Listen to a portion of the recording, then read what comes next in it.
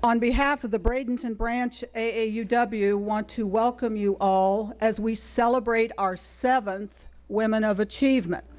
Some of you, many of you, have been before, and I want to welcome you back, and then some of you are new this year, and I want to welcome you to our guest list. There's a huge puzzle out there that reflects the 2013 status of women in our country, state, and community. You are all pieces of that puzzle that brings us to this event today. This event is our primary fundraiser for our Scholarship Foundation, and I'd like for our president of our Scholarship Foundation, whom you just heard from, Peggy George, to please come up and just tell a little bit about our Scholarship Foundation. All right, good morning again. The Scholarship Foundation is a separate arm of the Bradenton Branch. We are a foundation, we are tax exempt, etc. We do things like this, we sell things, we do anything we can, get donations. Fortunately, within the last couple of years, we have had the good fortune of actually getting corporate donations from General Electric and from Allstate Insurance. And we are certainly willing to accept more. What we concentrate on is what we call the non-traditional student. These are people who have finished, I think it's 20 to 25 hours of their education. They are in generally parts of a family or helping to support a family or take care of people, in addition to generally working and trying to go to school to either finish their bachelor's, master's, and or doctorate. We have them in all 3 programs. They definitely are in need of scholarship funds. We do not just give it out to anyone. These are people where it really does make a difference in their lives. We continue to support them. They know they can turn to us for questions, for advice, for whatever, as people as well as through just scholarships. And we're very happy to do it. We've had tremendous, well, of course, it makes your heart feel good and your head feel good when you can help someone like that. So you get a lot in return back to yourself. And we're very proud to do it, and we've been very successful at it, and we hope to continue it for many years. Thank you. We have past scholarship recipients in the audience. Would you please stand if you have received one of our scholarships in the past? Young ladies back here.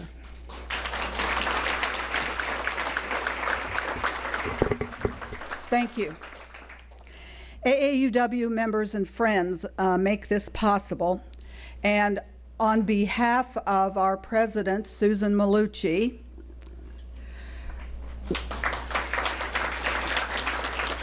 my name is Elaine Graham, and I'm past president of the organization, and I'm your mistress of ceremonies for today.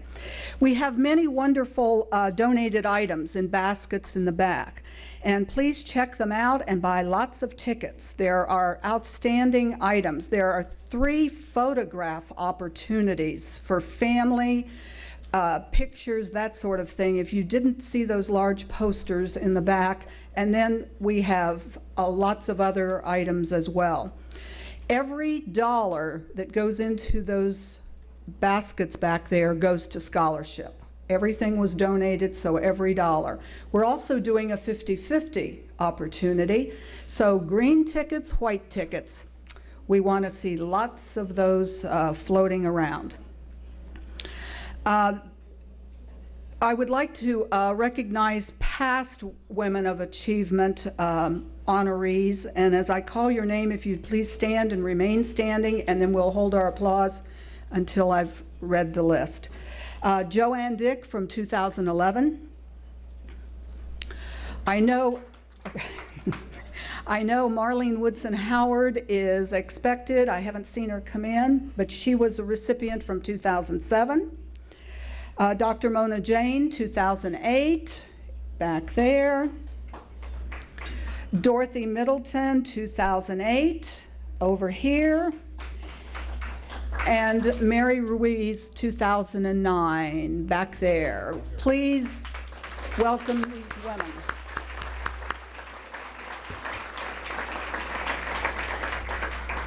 Thank you for supporting us today. Enjoy your lunch, and we'll be back to honor our new Women of Achievement after lunch. Thank you. We've come this afternoon to honor 3 more deserving Manatee County community supporters. And someone asked me, well, how do you arrive at decisions and so forth? And I think that's probably one of the most challenging things we do, because we get suggestions. Usually at the end of these meetings, someone will say, oh, you need to consider so and so and so and so. So we use our members, our friends, people who gather at these events as our resource to help kind of put women on the list. And then we bring a committee together, and they talk about what a struggle it is to come up with the selection. The wonderful thing is that we do have a running list, that there are so many wonderful women in leadership positions around that this makes the decision hard, but it also makes it wonderful as we move forward. The women we're honoring today are the embodiment of working to make the lives of women and children better in Manatee County. This is what AAUW is all about, and our honorees today are all part of that big puzzle. They each have provided dedicated service to Manatee, each in her own way, and the reflection off of each one is amazing. However, if you join all 3 together, you get an even bigger picture, showing what service looks like in 3 distinctly different ways. The individual pieces are joined in the 3 women that we honor today. Altrusa, an international professional women's club, led to what we recognize today in Manatee County as the Women's Resource Center. It started with Jan Entwistle and has grown through dedicated and inspired women who have followed Jan's vision. Ashley Brown is today's recognized leader, and she's here today to honor Jan and her achievement. Jan has been on the board of Just for Girls, an alternative way for girls to achieve their education, and the list goes on, as you can see from the program today. Please help me and welcome Jan Entwistle to our conversation.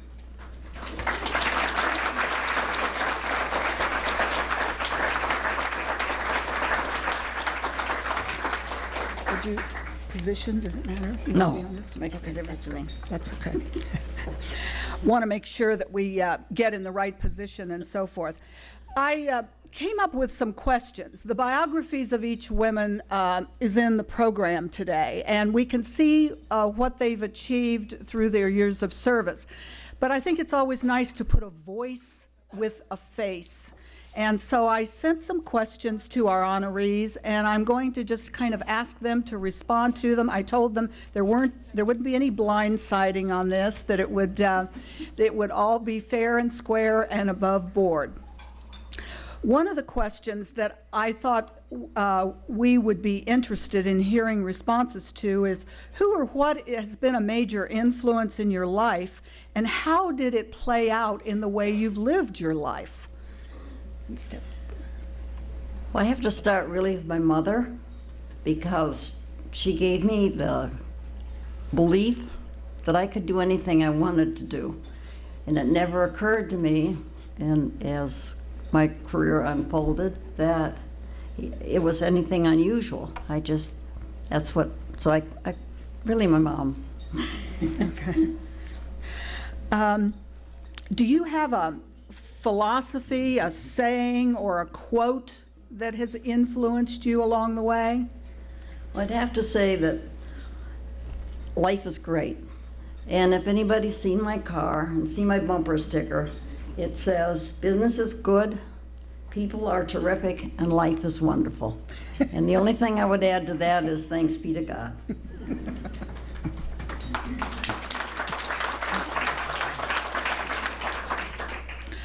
What piece of advice might you give to a young woman beginning her life's work? Well, you have to know, you have to realize that the way you dress and the way you act not only precedes you when you meet somebody, but it also follows you. And I think all of us in this room understand that from the very beginning, that what you see first is what you see in the opinion. You have to pick a career that really interests you, and then nothing can hold you back. When I started with Merrill Lynch, which was 34 years ago now, there were very few women in the business. And it never occurred to me that that should hold me back. I just went ahead and enjoyed working with the clients, enjoyed having them meet their goals, and the rest just came. So I think that that's probably, just realize, once again, the way you dress, it goes ahead of you and behind you. What lesson, perhaps, as you've walked through life, has been the hardest to learn?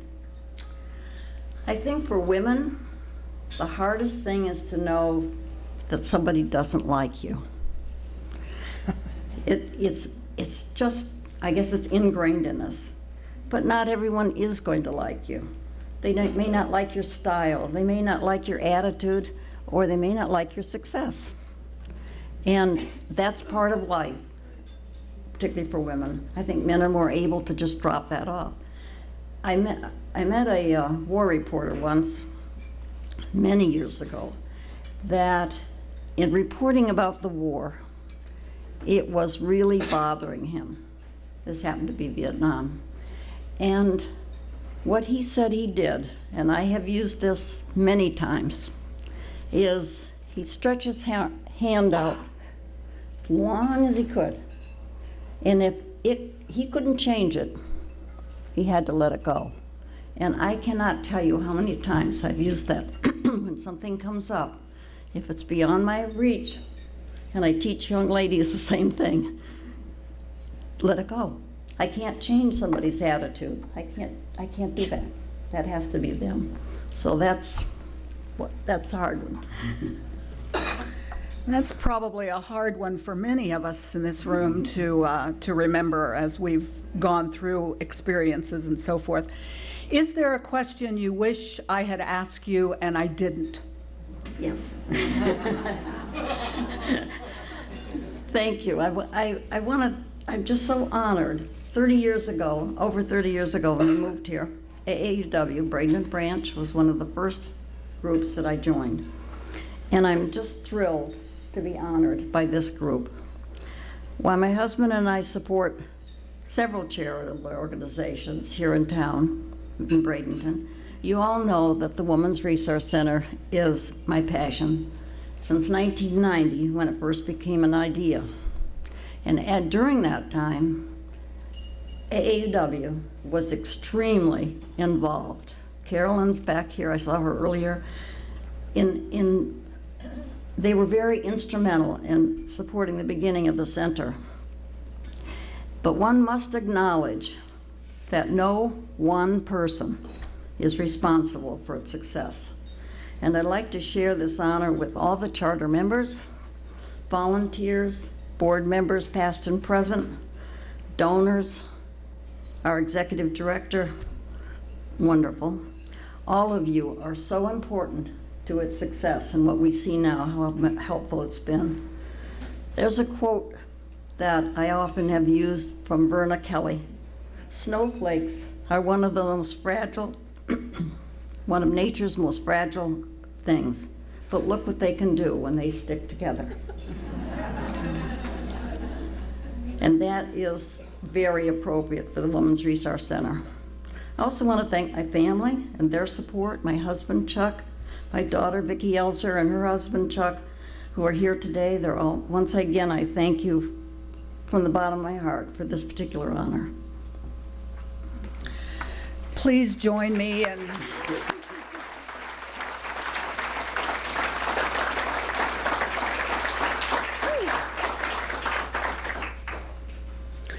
in case you couldn't tell from some of my subtle uses of the word puzzle piece, that's what we're giving as a memento of today's Women of Achievement to our honorees. It's a sterling silver charm on a cord in the shape of a piece of a puzzle.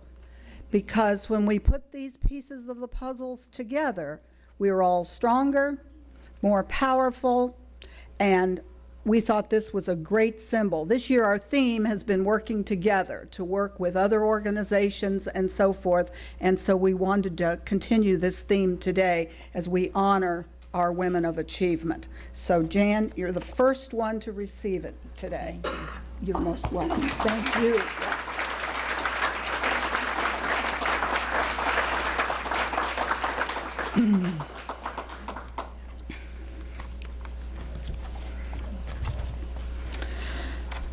Onico Elementary music teacher, Delta Kappa Gamma, state parliamentarian, past president Manatee Retired Educators, past president Bradenton Unit of Parliamentarian, guardian on litem, Gloria Musicae, professional chorus, Manatee Players Guild, and I haven't even touched the surface. But I think one of the reasons that we honor our next honoree is that we would not be gathered today if it were not for the leadership of our next honoree, because she was instrumental in getting this whole event started many years ago. We will never talk about how long it's been with anything. But Fay Murphy has guided so many groups, organizations, in addition to being a longtime music educator in Manatee County, and a longtime member of AAUW, both branches. And I'm going to ask if there are any, the members of the Manatee branch who are here with her today, if you would please stand. I know you're here. Okay. Thank you.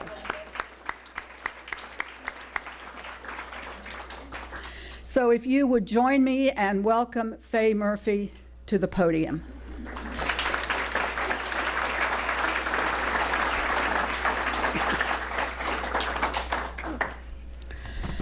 And you've got the gist of the way the program's going to go, and I'm going to ask the same questions. I submitted them to all of our honorees today, so I want everyone to know it's all fair and square.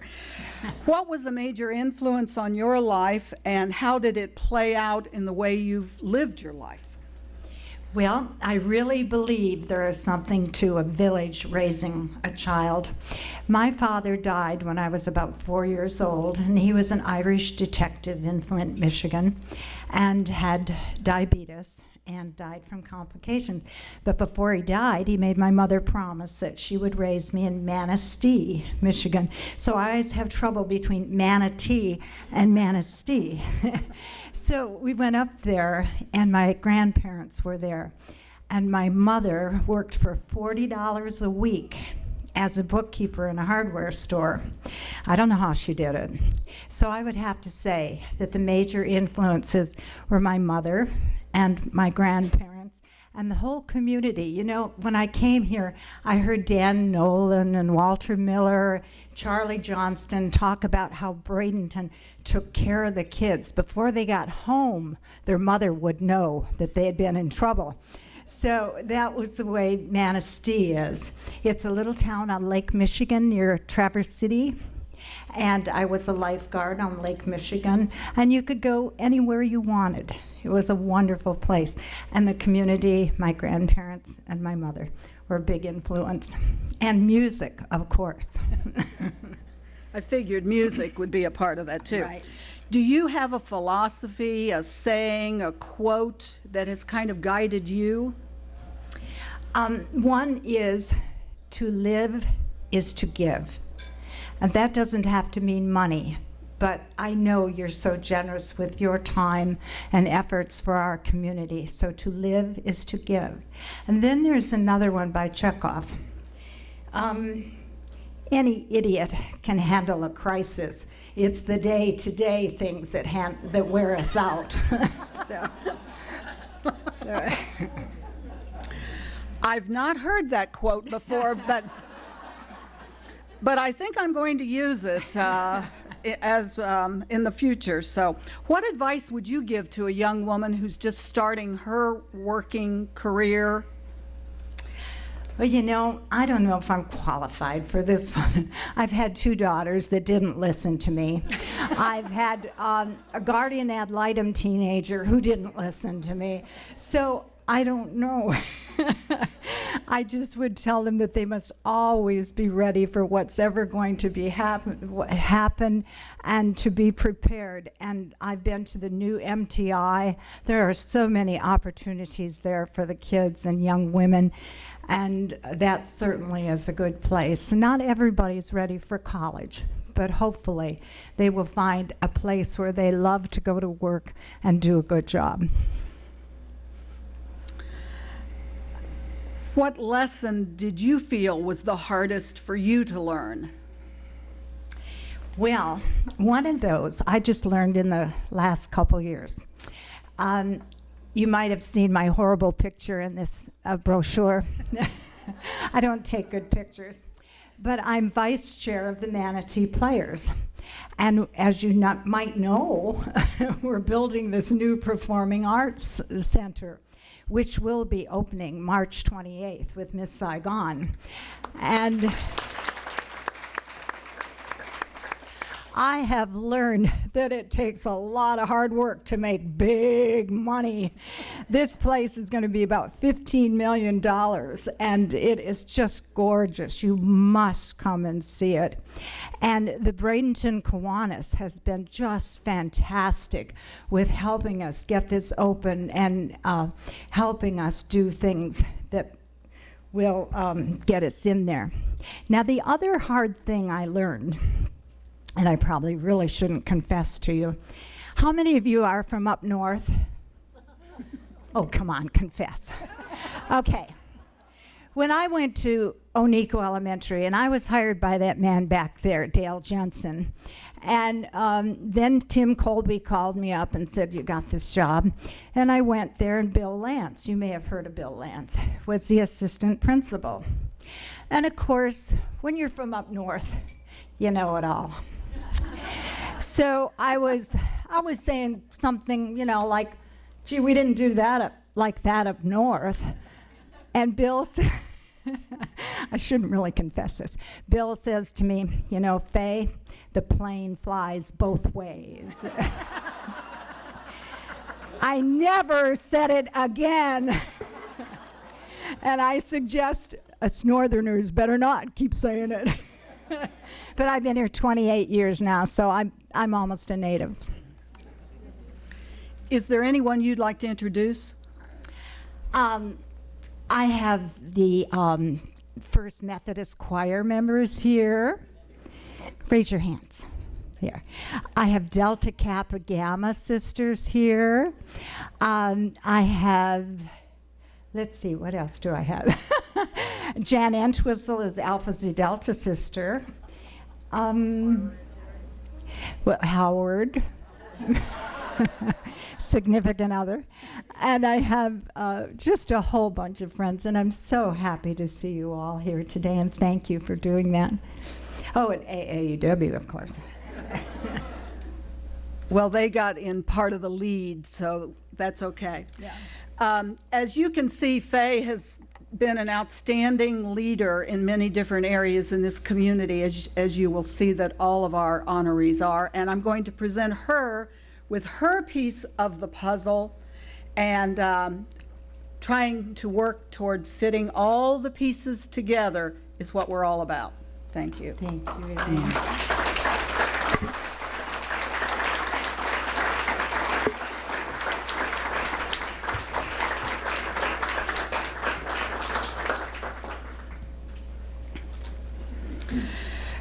Our last two honorees have the word retired with their names in some way, but I think you can laugh about that as we're listening to their bios and so forth. Our third honoree is a front lines person for helping make the lives of children and women better. 35-year veteran of law enforcement, we look at Connie Shingledecker as an investigator of crimes against children. She worked to transfer child protective investigations from the Department of Children and Families to the Manatee County Sheriff's Office.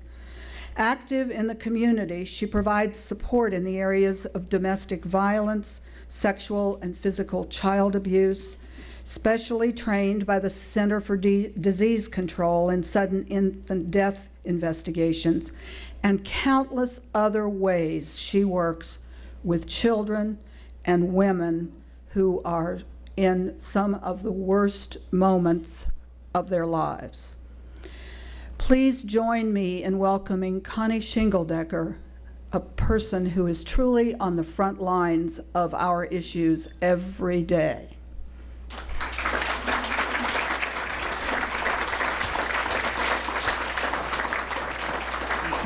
You're most welcome. You're most welcome. I'm going to ask same questions. What was a major influence in your life, and how did that play out in the way you've lived your life? Well, I'd like to start off by saying both of my parents were a major influence in my life. My father was Army military, flew everything that the Army had, helicopters, caribou, so forth. And I do have a vivid memory when we were in Germany during the Cold War circumstance, getting dog tags put around our neck before we could go out to play, and my dad having us stand by the bed and making sure that our bed was made properly in the military fashion. Thank goodness he couldn't bounce a quarter off of mine, and I'm still not a really good bed maker. Sorry, Dad. My mom, raising 5 children, just an amazing woman, and I tell you, I have one, and I don't know how she managed with 5, but she did. But I would also like to say a huge turning point in my life was when I was going to Manatee Community College. How many of you remember Manatee Community College? Thank you. I took a criminal law class there, and it changed my life forever. I fell in love with criminal law. Didn't have the money to continue on for a law degree, and I went to work for the Manatee County Sheriff's Office, and the rest is history. Do you have a quote, saying that kind of guides you? Oh, I have several. So I'm going to give you 2. One that's sort of a broad, generalized, the way I've lived my life, and that's attitude is everything. When you walk in the door, the attitude that you live your life by and that you show, it makes a huge difference. And someone once said, attitude is 10% of what happens in your life. It can be circumstance, but 90% is attitude and how you deal with what you're given. And I will just tell you, that's really been my motto. The second thing that has really become very, very important as I'm teaching young officers and detectives about investigating some of the worst cases of child abuse and neglect, and even death investigations, I say to them, you'll never know the lives you save, only the ones you don't. And it's so very important for us to learn lessons from those, from those little children and the lives that they have lost, so that we can make an improvement and we can perhaps prevent the next child from dying. And I've learned a lot over the years, and that's something that I enjoy passing on and seeing the light come on in their eyes so that they can make a difference in children's lives. What advice would you give to a woman who is just beginning her working career and something to make perhaps the travel a little easier?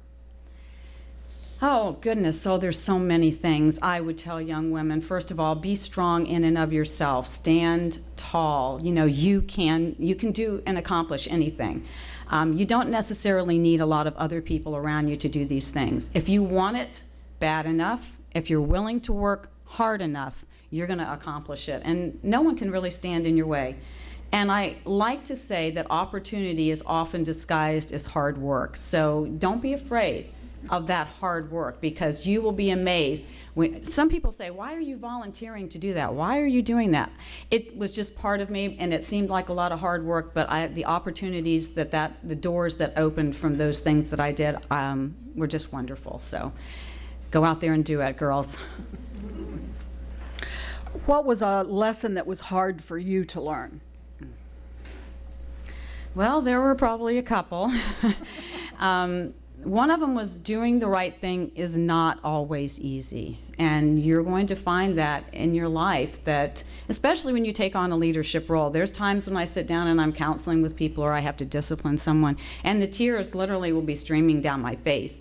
And I'll be saying, this is a difficult thing for me to do. I have to do it because of the position that I'm in, but I don't enjoy it. But those things are tough. So doing the right thing when you're a law enforcement officer out on the street and you're having to make an arrest in a domestic violence circumstance, and both, you know, the victim and the suspect are not happy, and the victim is begging you, please don't do this. Please don't put this person in jail. If you do, there won't be a roof over my head. There won't be food on the table, and you still have to do the right thing. Those are tough, tough decisions to make, and I tell those officers, you have to gird yourself. You have to be strong in knowing that you could be saving a life. You just don't know that. Just do the right thing, but it isn't always easy. Is there a question that you wished I had asked that I didn't? We talked about the interrogation that was going to come to play today. The first thing when I met her in the lobby was she said, now, is this an interrogation? And I said, I really hadn't looked at it that way, but maybe she would. I didn't know. No, actually, she's doing a really good job of making it very comfortable for all of us, and I love the responses that all of the women have given so far. But I just really have to thank my family. I first want to thank my husband for being so supportive. You know, I think it's a tough thing for a man to stand by a woman that is getting a lot of accolades and getting promoted. And just being supportive. And I appreciate that.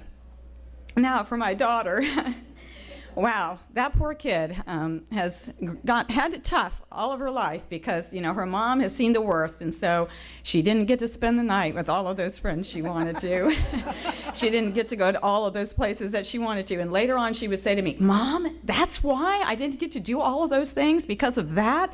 I said, yes, that is exactly why. But we got you through all of those tough times, you know, and you're a wonderful young woman. And she's getting married in 3 weeks. So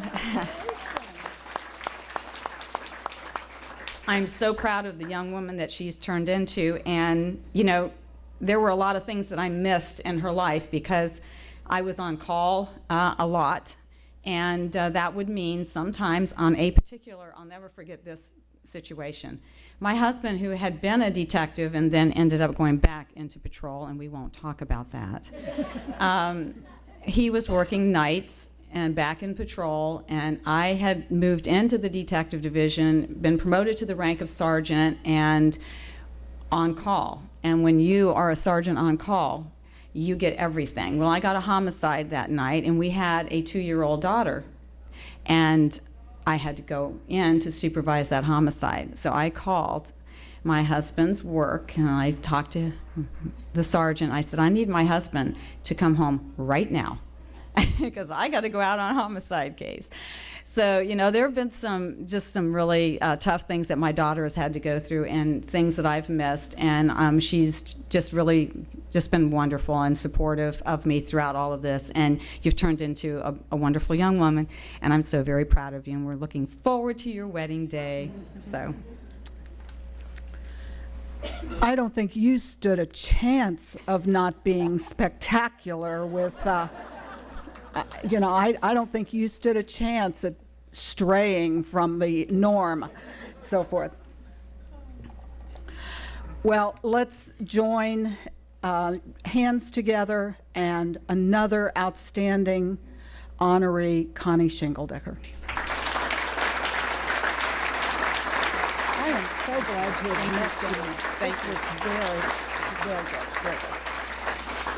And of course, she's going to have a piece of the puzzle too. And I think we see that they all have unique places in this community puzzle. And, but somehow it all comes together. Thank you very much. Pleasure meeting you.